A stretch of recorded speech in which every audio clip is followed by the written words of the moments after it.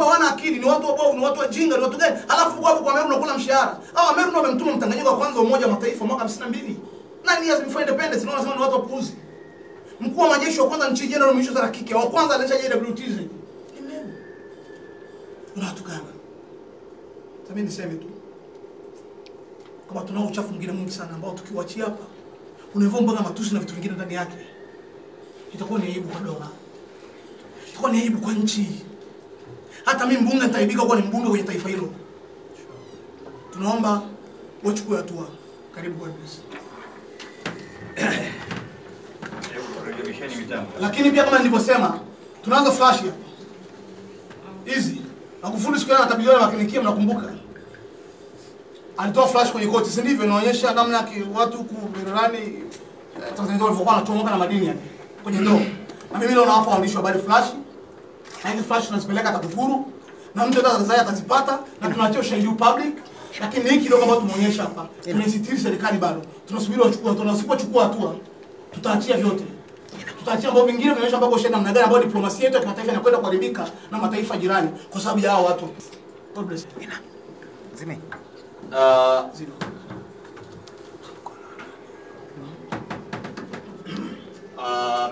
Mimi nina machache, lakini sina uhakika kama kuna hatua zitakazochukuliwa, lakini uhakika nilionao ni kwamba tumefanya wajibu wetu, na kabla hatujaja mbele zenu tulimwambia Mheshimiwa Rais tuko tayari kukabidhi katika njia ya kistaarabu. Lakini uhakika kwamba hichi kilichofanyika ni kitu cha kipuuzi sana ambacho hakimstahili mtu kukaa ofisini kwa dakika moja.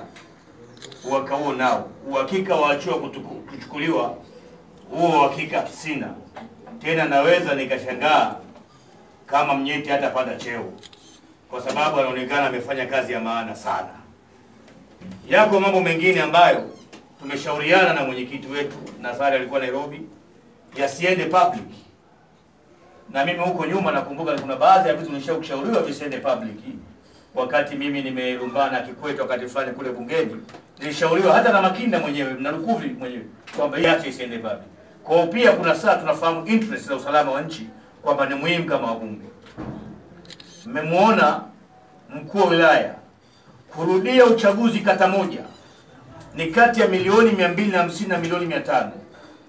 Maana yake kata za mkoa huu ambako corruption imetumika, unaongea habari ya karibu bilioni 4.5 kwenda kuna uchaguzi wa marudio.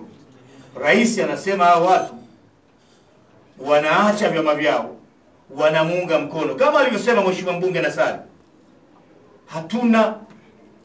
Hatuna kabisa kipingamizi hata na Nasari ama mimi mwenyewe kwenda chama chochote. Unaendaje kwenye hicho chama? Kwamba diwani ana bageni milioni 2, kupewa kiinua mgongo, kupewa posho yake yote kwa mfululizo na kupewa ajira. Yaani fedha zitatumika kwa madiwani ambao wameondoka. Uchaguzi unakuja kutumia ambayo kama kilomita 1 ya lami katikati inachukua milioni 500, ni kilomita 9 za lami kwa ajili ya kwenda kwenye by-election ya madiwani. Umakini wa rais Hajeti DC na wakuu wote Iringa barua za rushini za hai kumuunga rais hudi zake zipi zinge kutoka. Tunasema hivi, hii iko muona tunaondoka dogo, wao tutawapa mziki wote, wao tunaogopa nyinyi ili wajue pia na busara. Chukue maamuzi. Shule zimechomwa. Udiwani kama leo kama huyu Molel huyu, kama mpaka sasa hivi sababu najua Katabazi anaangalia, najua Kipilimba anaangalia, na hapa najua kuna watu wao. Kama hatakuwa hajakamatwa sasa hivi kuchoma shule moto, sio habari ya kumhujumu mkuu wa mkoa aliyekuwepo, ni habari ya kuua shule. Huwezi kuchoma shule moto kuhujumu mwenzako. Na huyu anaongea na Mnyeti huko mbele. Mnyeti anasema huyu mkuu wa mkoa ndio aliyekuwa anafanya jambo hili. Arusha akapewa ngapi, akaidiwa na kufutiwa makesi na mashtaka alionao mbalimbali, akajiunga na Chama cha Mapinduzi. Rais Magufuli ameonesha kutokuogopa mtu kwa kipindi hiki. Tunajua kuna waandishi hapa wanapeleka taarifa, wengine wanatoka nje kupeleka. Hizi taarifa ni public. Mpelekeni yoyote kwa sababu sisi tunapewa Kipilimba mwenyewe. Rais Magufuli kuonyesha amekamata makada wa Chama cha Mapinduzi ambao walikuwa ni mabilionea. Tumeona watu wakienda magereza, tumeona watu wakipewa kesi za uhujumu uchumi. Tumeona Kitwanga ambaye ni rafiki yake na Mnyeti ambaye ni rafiki yake. Huyu Mnyeti sio serious person. Kuna vikao alikuwa anaendesha hapa wakati wa uchaguzi wa Kenya na venyewe vimekaa hivi, sio serious person. Raili atendaji wake makini na hekima. Watini wa kikosi ataendelea kutoa sababu sisi hatumkuti kwa haraka za DC, mkuu wa mkoa na mkurugenzi. Kama ma DC wakuu wa mikoa na wakurugenzi ndio hawa wanaotaka kupanda vyeo kwa kuchoma shule moto, hawa watu ni hatari sana. Hawa watu ni hatari. Umeona anasema uchaguzi huu kirudio, uchaguzi wa marudio kirudio, hizi kata wamehakikishiwa watashinda. Na ukitaka kujua hili jambo la connection, watu wakagombee kwenye kata zao. Kwa hiyo kuondoa ushirika wa rais kwenye jambo hili chafu ni kuchukua tu. Kwa sababu ukiangalia ile rekodi, ukaangalia conclusion ya rais na ukaangalia siku ile mwisho rais alimaliziaje, inaonekana kuna wengine walikuwa pia wanataka kuja Gamba wakashinda kufanikiza mpango. Rais ikabidi achukie pale hadharani. Na hiyo video ni mmeijua. Sisi tunasema hivi. Rais achukue hatua ili asihusishwe kabisa na hii dhambi ambayo inafanywa na watu wake wa chini. Mimi ni muombe mheshimiwa mtu yoyote ambaye anaweza akaunga mkono jambo hili. Na jiulize tu, tumesema kwa Mlowola. Polepole alivyo na kichwa cha haraka akatoka wango. Sasa hii ni nusu. Hii tamthilia inaendelea. Hii ni episode 1.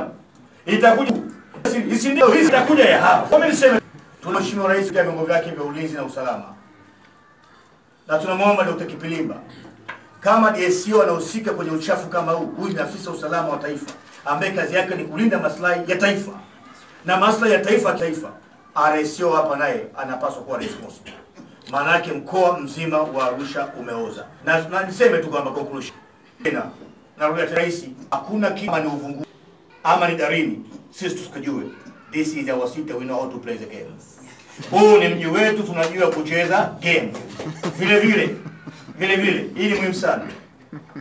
Kama ambavyo hili jambo limekuwa revealed kwa kiwango hichi, huko mbele ya safari tunakwenda, mambo ya Ben Sanani yatakuwa wazi kwa kiwango hichi.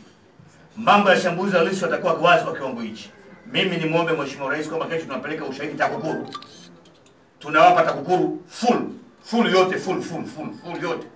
Alafu Mlowola aamue kama alivyoamua kwa Manji, aamue kama alivyoamua kwa Rigamarira, aamue kama alivyoamua kwa wengine wote. Na baada ya hapo tutawapa na vingine vya ziada. Asante sana. Tumalizia kidogo. After hapo maswali. Tunajua kwamba hii kazi riski tumeifanya. Tumeweka maisha yetu rehani kwa hii. Umetoka Dodoma, Lissu bado yuko kitandani, anazungumza lakini hawezi kusogea, hawezi kunyanyua mkono, hawezi kujisogeza, hawezi kufanya nini. Yuko kwenye hali mbaya ambapo baadhi ya sehemu za miili yake zinakatwa kutoka ili kuponya maisha yake. Sasa sisi tunajua tunaelekea huko. Nimeondoka nyumbani, mke wangu analia. Lakini mwambie tu kwamba tumeamua kubeba msalaba huu. Hili kombe tutakinywa kwa ajili ya Watanzania. Na tutakuwa tayari kwa lolote ambalo tutaweza kwenye maisha yetu. Na kama likitokea lolote, mtakaobaki endeleeni kupambana. Naomba msalimu. Mungu hakuna silaha itanyuka. Amen. Tutakufa kwa umri. Amen. Tunaomba maswali. Labda mheshimiwa mbunge. Kwa sema wale ambayo yanaonekana kwenye video hapo. Je, ikitokea kufanyiwa marejeo ya uchaguzi tutakuwa tayari kuja kushiriki tena? Mimi nafikiri baada ya kutoa tunachokitoa leo hii hapa, na huko tunakokwenda tunasubiri reaction na kinachoenda kuendelea. Tasubiri kuna nini, hatua gani zitachukuliwa. Lakini vile vile hizo ni masuala makubwa ambayo yana-involve chama kuanzia ngazi ya taifa. Kwa swala hili lazima kamati kuu ya chama itakutana. Lakini vile vile tunakwenda kuhusisha na taasisi za kimataifa kuona namna gani ambavyo demokrasia inaminywa kwenye nchi yetu. Namna gani ambavyo maisha yetu yanazidi kuwa hatarini kila siku. Na tumeita tukasema wafanye investigation kama Scotland kwa Uingereza, ndio maana sisi tukaamua kufanya hilo jukumu la kuwa Scotland Yard na nini. Kwa hiyo niseme tu kwamba chama kwanza taifa kitazungumza kuhusu hili tukio kwa sababu sio jambo dogo hata kidogo. Mmesikia huko tunaambia kwamba chaguzi hata kwenda chaguzi ambazo tumeshangaza, tena tu tutavuka mtu tutakapofika mtoni. Swali mwingine. Mheshimiwa Mbunge alikuwa anauliza, Ndio. tumesikia umetaja baadhi ya watu ambao wamehusika kwenye hii rushwa. Lakini vile vile kuna DT aliyeruhusu zile fedha kutoka. Na yeye ni mhusika kwenye hili jambo. Watumishi wote wa serikali wanapaswa kuchukua mtu yote aliyeshiriki kwenye swala hili. Yeyote. Na leo amesema ni mfumo. Kwa mfano kama mjamuona rais yao. Sasa mataifa mkoa wa Arusha. Sasa kuwajibika kuendelea. Wewe ndio kwenye mkoa alafu kama kwa usikachoendelea. Unless hiyo nchi imeoza my friend. That can be rotten. Mheshimiwa, nilikuwa na swali kwamba kana uchaguzi na kutumika kwamba mimishwa kuwa kiongozi. Sasa hili limekuwa wazi pale. Nini ambacho kinata baada ya haya? Ni kwamba rudia. Yaani kwa maana kwamba uchaguzi uliofanyika wakashinda Chadema, lakini kwa nguvu za viongozi na hao ukabadilishwa. Sasa tayari yule ni kiongozi wa CCM. Nini ambacho kitafanyika kama hilo swala katibu wetu wa mkoa na viongozi wa Meru walishaleta kwenye chama. Na kamati kuu tunaona kabisa kwamba kuelekea uchaguzi mwingine Tanzania ni uchaguzi utakuwa na dosari kuliko mahali popote duniani. Kwa hiyo chama tayari kimeshaanza kujua namna gani twende mbele ya safari. Lakini vile vile ni hatari kwa usalama wa taifa kama tunaenda kwenye uchaguzi kura ndio haziamui, kinachoamua ni ubabe. Maana yake watu watafikiria uchaguzi wa namna nyingine. Mheshimiwa Mbunge, Mheshimiwa, mimi nilikuwa nataka kufahamu Swenjare lakini mzee nakutoa swali moja tu kuhusiana na yule diwani ambaye naye aliingia lakini akawa hajachukua mgogoro. Lakini nilisema kwamba mnajishapata mara mkwasi na kufanya nini? Yule ambaye yule shule. Yule ambaye shule yake ilifungiwa na kwa nini? hapana. Au huyu ambaye nani? Huyu ambaye Chama kitachukua taarifa, kitachukua hatua. As long as umeshaanza kushiriki kwenye biashara hata kama ikufikia mwisho lakini wewe ni msaliti. Si ndio jamani? Kwa chama kitafanyika nini siwezi kuzungumza kama kina uongozi. Kwa hiyo mkaandika na bado ushahidi wa husika.